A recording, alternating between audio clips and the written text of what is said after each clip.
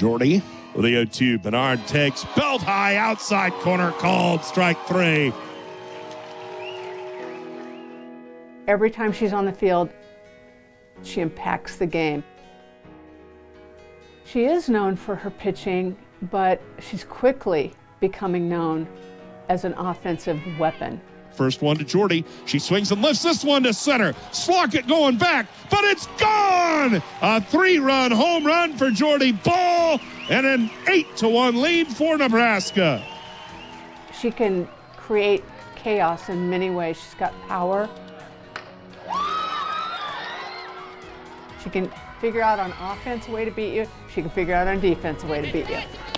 Yeah! Gotta go, Jordy. Jordy is very much dominant on the mound because she attacks hitters. Even if she gets behind in a couple pitches, she's right back. For the lineup, I'm usually leadoff, and then she's always behind me at 2-hole. We always know that we're gonna try and do 1-2. I get on, and then she'll try and score me. When we play people, it just smothers them. She just gets the job done, period.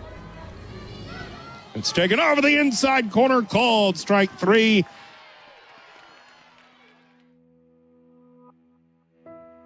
The first thing that I do, we get like 5 warm-up pitches. I usually only take 3, but it's all about just finding my timing after I've been in the dugout now while our team is hitting. So my first 2 pitches are always just, all right, get timed up. The third one, I let Ava know, whoever's catching, and then same thing. Third pitch is all about timing as well, but then she throws it down. And now from here, my thoughts are really blank. I know who's up to bat.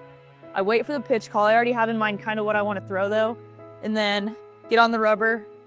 And then from here, I really have like one thought for each of my pitches. So as I'm going through my whole motion, arm swing and everything, the only thing going on in my mind is that one thought.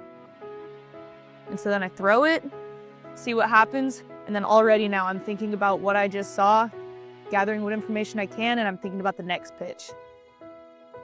She's going to be relentless in how she prepares her mind for the next pitch.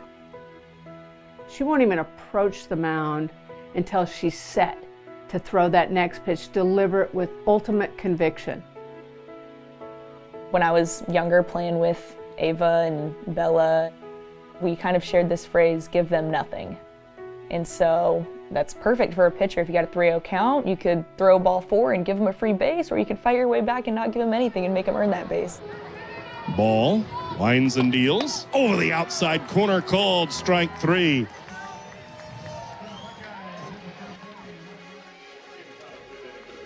My team just makes me feel like a little kid again. And it's crazy, and part of it's probably because these are the girls I played with when I was young. But being able to go out there with them, it could be the biggest game of our life, and it feels like Sandlot. We're very big on 25 strong. We're all one big family, but we also have very different unique talents that everyone brings to the table, and that's what makes us so strong. One thing that we talk about is having this foundational love for one another like you have with siblings. That is so important because throughout a season there's going to be adversity, there's going to be bumps in the road. But what always brings everyone back together is that love.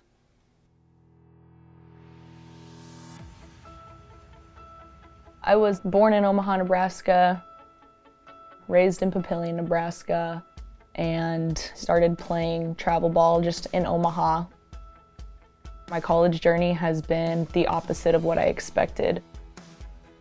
In middle school, I could never really imagine myself leaving home, but when you have the opportunity to go play for Coach 𝗣𝗁𝘁𝗲 at the University of Oklahoma, that's an amazing opportunity.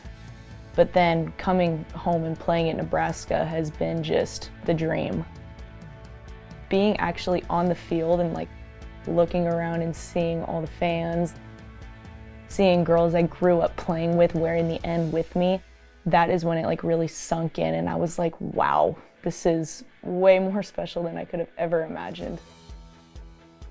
First season with the Huskers was going to be in 2024, and so as season's getting closer, excitement's building, it's going to be this big deal.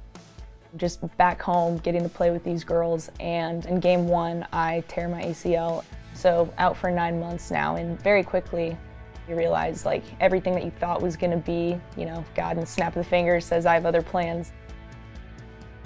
I would say leading up to the injury, like more than I even realized, I was beat down mentally and physically. And I was just drained and I was facing burnout.